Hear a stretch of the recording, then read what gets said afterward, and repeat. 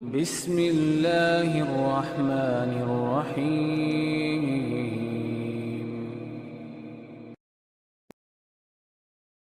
اس مہینے کا دوسرا پیغام، اگر آپ خوبصورت زندگی کا آغاز کرنا چاہ ہی رہے ہیں، محاسبہ کر رہے ہیں، تو پھر توبہ کر لیجئے، اپنے گناہوں کی توبہ، اپنی غلطیوں کی توبہ، اپنی خطاؤں کی توبہ۔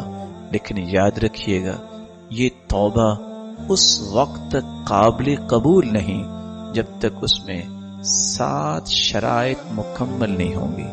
سب سے پہلی شرط اخلاص۔ اگر اللہ کو راضی نہیں آپ کرنا چاہتے، لوگوں کو ہاتھ اٹھے دکھانا چاہتے ہیں، لوگوں کو بتانا چاہتے ہیں کہ میں بہت توبہ کرنے والا ہوں، میں تو بہت دعا کرنے والا ہوں، پھر بھی توبہ قبول نہیں ہو، کیونکہ اللہ کے رسول صلی اللہ علیہ وسلم کا فرمان ہے، ان اللہ لا يقبل من العمل الا ما كان له خالصا وابتغي به وجهه۔ اللہ تعالی صرف وہی عمل قبول فرماتے ہیں جو خالص اللہ کی رضا کے لیے کیا جائے، اور اللہ کو راضی کرنے کے ساتھ ساتھ اس کو ہی اپنے عمل کا محور و مرکز بنا کے عمل پیش کیا جاتا ہے کہ میرے مالک، جیسا کہ عمر رضی اللہ تعالیٰ عنہ کہا کرتے تھے، اللہم اجعل هذا العمل خالصا لوجہک، اللہ اس میرے عمل کو خالص اپنے لیے خاص کر دے، ولا تجعل فیہ لأحد نصیبا، میرے مالک میرے اس عمل میں دنیا میں سے کسی کا حصہ نہ رکھنا، 100% اپنی رضا کے لیے اس عمل کو قبول فرما لے۔ دوسری بات، جب تک کوئی شخص بدعت میں ملوث ہے، بدعات کا مرتکب ہے، بدعات ایسا پہلو جس کو قرآن نے بیان نہیں کیا، کسی حدیث نے بیان نہیں کیا، موقع تھا، اسباب تھے، لیکن اللہ کے رسول نے وہ کام نہیں کیا، صحابہ نے نہیں کیا، اس کام کو دین بنا کے، نیکی سمجھ کے، عمل صالح سمجھ کے، اللہ کا قرب سمجھتے، عبادت سمجھ کے، ریاضت سمجھتے، خیر خواہی سمجھ کے دین میں شامل کر دیا جائے، یہ بدعت ہے۔ اور حدیث یہ کہتی ہے، ان اللہ احتجر التوبہ عن کل صاحب بدعہ، لوگو اللہ تعالیٰ نے توبہ قبول نہیں کرنے اس شخص کی جو شخص بدعتی ہے۔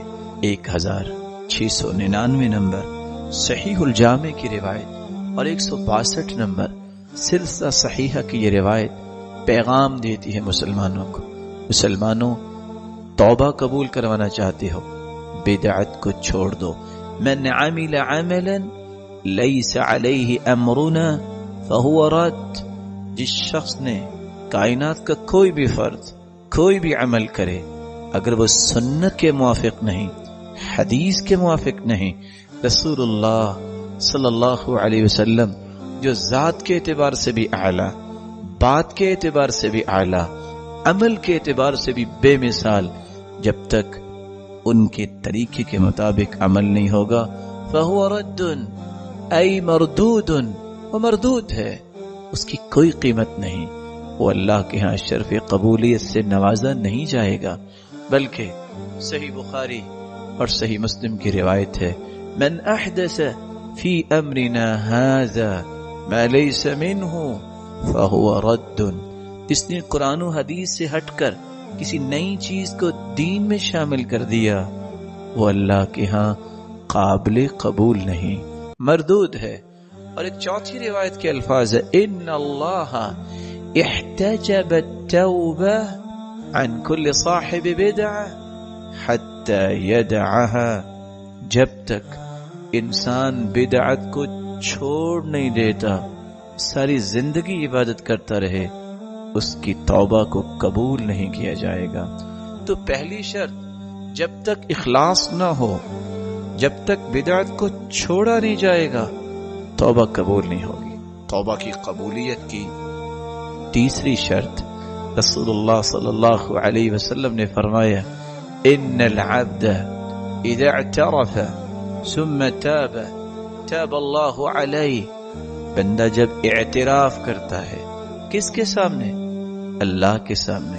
اقرار کرتا ہے کس کے سامنے؟ اللہ کے سامنے. میرے مالک میں اعتراف کرتا ہوں، میں اقرار کرتا ہوں مجھ سے یہ گناہ ہوا، مجھ سے یہ غلطی سرزد ہوئی، میں خطا کار ہوں. یہ اعتراف اللہ کو پسند آتا ہے، اللہ اس کی توبہ کو قبول فرماتے ہیں. چوتھی شرط، پھر اپنے گناہ پہ شرمندہ بھی ہو، نادم بھی ہو، پریشان بھی ہو. رسول اللہ صلی اللہ علیہ وسلم نے فرمایا، صحیح الجامع کی 1233 نمبر روایت ہے، فَإِنَّ التَّوْبَةَ النَّدَمُ. توبہ ہے ہی شرمندگی کا نام.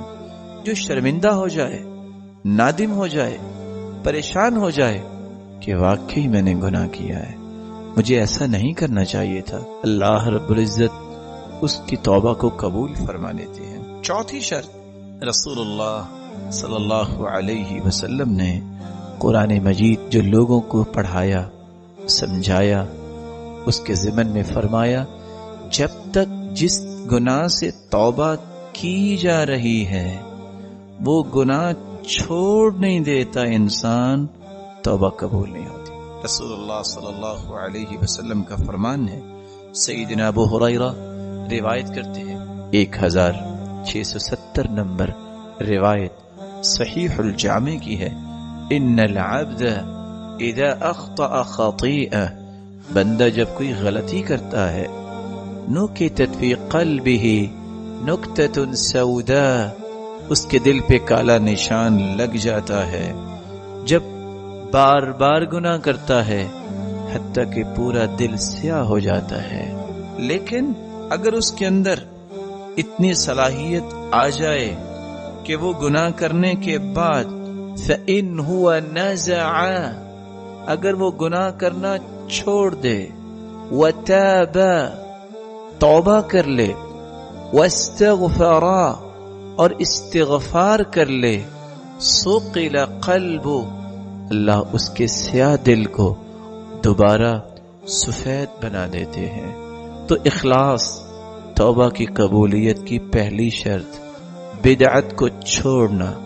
دوسری شرط اعتراف اور اقرار کرنا اور شرمندہ ہونا. تیسری شرط اور چوتھی شرط یہ ہے کہ انسان اس گناہ کو چھوڑ دے جس گناہ کی توبہ کر رہا ہے. اور پانچویں شرط وعدہ کرے، اے اللہ میں آئندہ نہیں کروں گا. عزم مصمم کرے، میں آئندہ نہیں کروں گا. اسی بات کو قرآن مجید نے سورۃ آل عمران میں 135 نمبر آیت میں اللہ تعالیٰ نے اس حقیقت کو بیان کیا ہے. اللہ رب العزت فرماتے ہیں، وَالَّذِينَ إِذَا فَعَلُوا فَاحِشَةً أَوْ ظَلَمُوا أَنفُسَهُمْ ذَكَرُوا اللَّهَ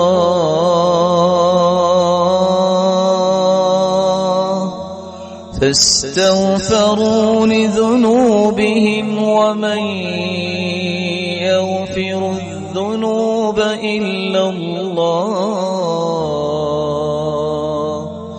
وَلَمْ يُصِرُّوا عَلَى مَا فَعَلُوا وَهُمْ يَعْلَمُونَ.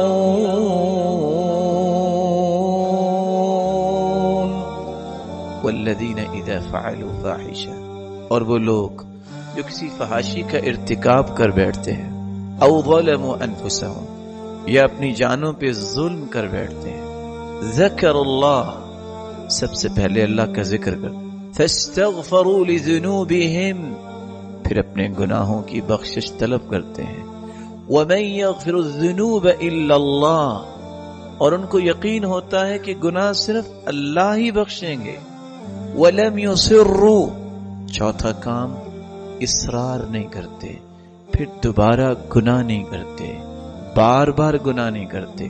عزم، آئندہ نہیں ہوگا میرے مالک، ایک مرتبہ مجھے معاف کر دے. علی ما فعلوا وهم يعلمون. چھٹی شرط یہ ہے انسان جب تک برے دوست نہیں چھوڑتا، برا معاشرہ نہیں چھوڑتا، بری گیدرنگ نہیں چھوڑتا، اس کی توبہ ہونے کے باوجود پختہ نہیں رہتی۔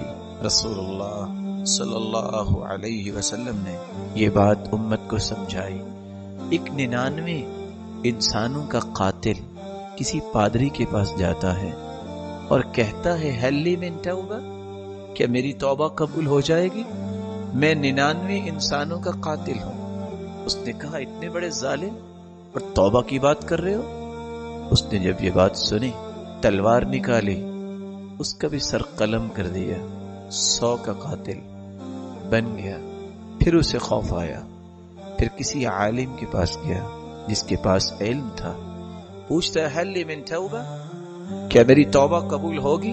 اس نے کہا کیوں نہیں، اللہ کی رحمت بہت وسیع ہے، لیکن ایک کام کرنا پڑے گا، ائت قریۃ کذا وکذا فإنہم یعبدون اللہ، فلاں بستی میں چلے جاؤ، یہ غلط لوگوں کو چھوڑ دو، غلط معاشرہ چھوڑو، یہ غلط تعلق چھوڑو، فلاں بستی میں چلے جاؤ، فإنہم یعبدون اللہ، وہ لوگ خالص اللہ کی عبادت کرنے والے۔ وہ گھر سے نکلا، کیا تڑپ ہے؟ توبہ قبول ہو جائے۔ گھر سے نکلتا ہے، چلنا شروع کرتا ہے، فأدرکہ الموت، راستے میں ہی اسے موت نے آ لیا، گر گیا۔ نہ اس نے کوئی نماز پڑھی، نہ اس نے کوئی عبادت کی، موت راستے میں آ گئی۔ فاختصمت الملائکہ، فرشتوں کا جھگڑا ہو گیا۔ کچھ فرشتے کہیں یہ روح جنت کی مہمان بننی چاہیے، دوسرے فرشتے کہے کیوں، اس نے تو کوئی عمل ہی نہیں کیا۔ اللہ نے ایک اور فرشتہ بھیج دیا اور حکم دیا فیصلہ کرواؤ۔ فیصلہ کیسے ہوا؟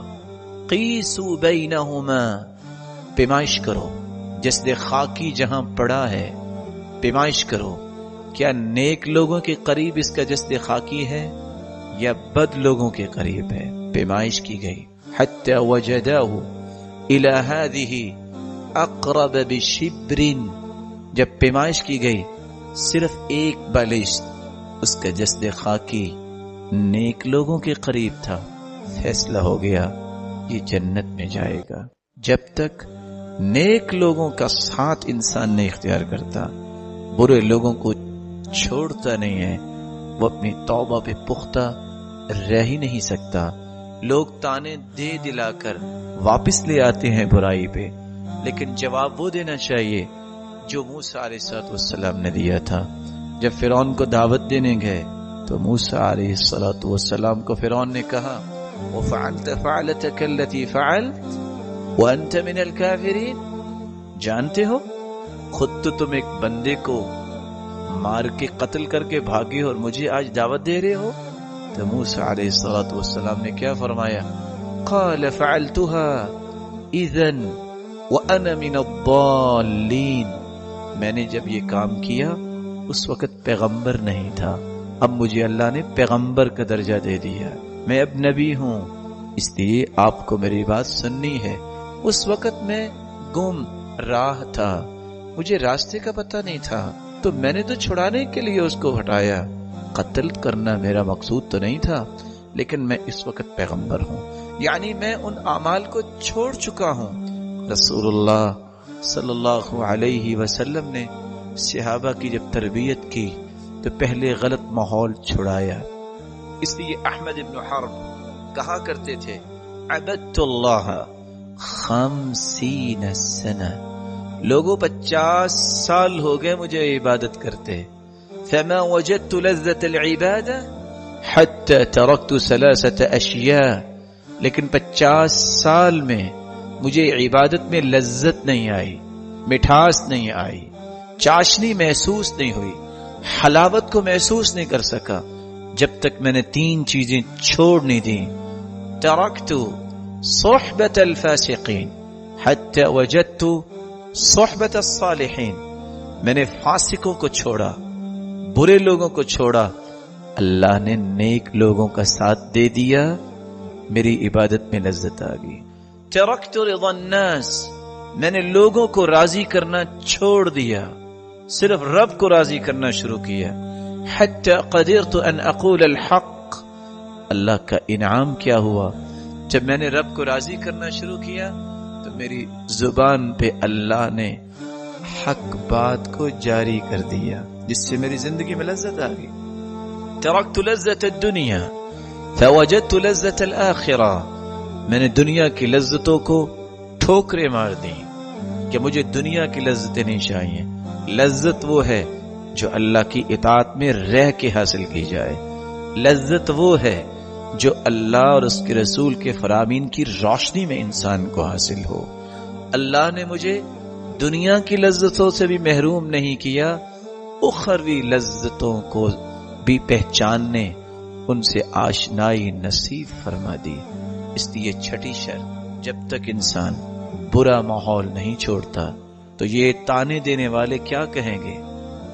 جب انسان کسی نیکی کی طرف راغب ہوتا ہے، جب انسان نمازی بن جاتا ہے، جب انسان کسی برائی کو چھوڑ کر اچھے راستے کی طرف آ جاتا ہے، تو لوگ کہتے ہیں اتذکرو کم نغمت سمعنا وانت فینا راقص مریب.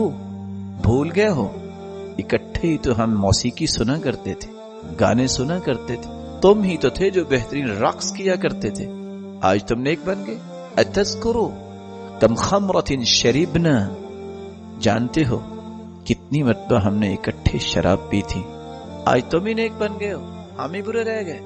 این الصلوات التي ترکنا والکفر فی حقنا مزید. اکٹھے ہی تو تھے ہم، نہ تم نماز پڑھتے تھے نہ ہم نماز پڑھتے تھے، آج تم نیک بن بیٹھے ہو، بھول گئے ہو اپنا ماضی. یہ وہ تانے ہیں جب انسان سنتا ہے تو پریشان ہوتا ہے، لیکن پریشان نہیں ہونا چاہیے. الکلاب تنبح والقافلة تسیر. قافلہ ہمیشہ سفر جاری رکھتا ہے. اور کہنے والے کی بات کا ترجمہ کیا ہے؟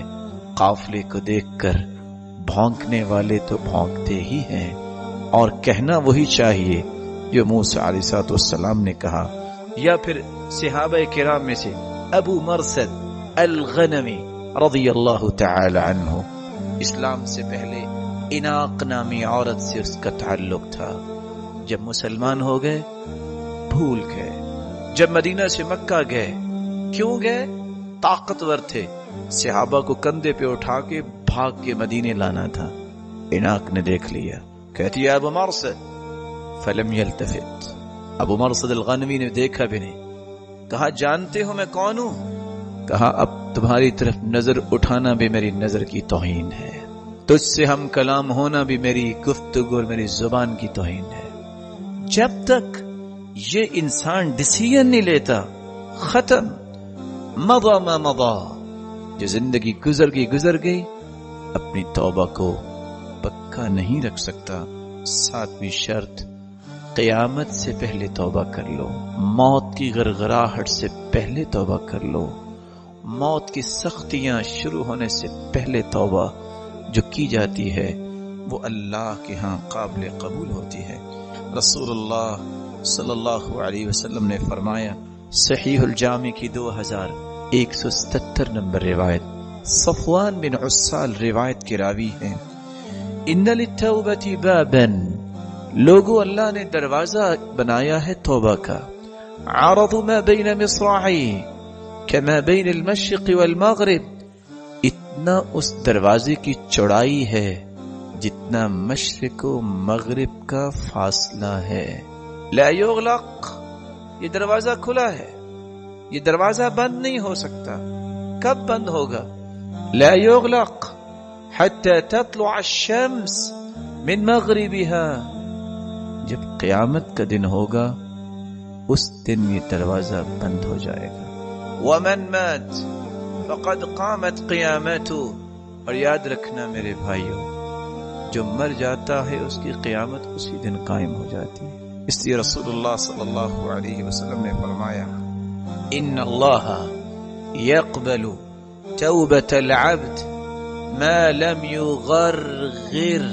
صحیح الجامع کی 1904 نمبر روایت ہے. سیدنا عبداللہ ابن عمر رضی اللہ تعالی عنہ روایت کے راوی ہیں. اللہ توبہ قبول فرماتے ہیں اس وقت تک جب تک موت کی غرغراہٹ شروع نہیں ہوتی. انسان کچھ بولنا چاہتا ہے، بول نہیں پاتا، زبان حروف کو باہر پھینک نہیں سکتی، غرغراہٹ ہے، کچھ کہنا چاہتا ہے لیکن کہہ نہیں پاتا. دوسری روایت کے الفاظ ہیں ان اللہ یقبل من تاب الی اللہ قبل ان یغرغل قبل اللہ من.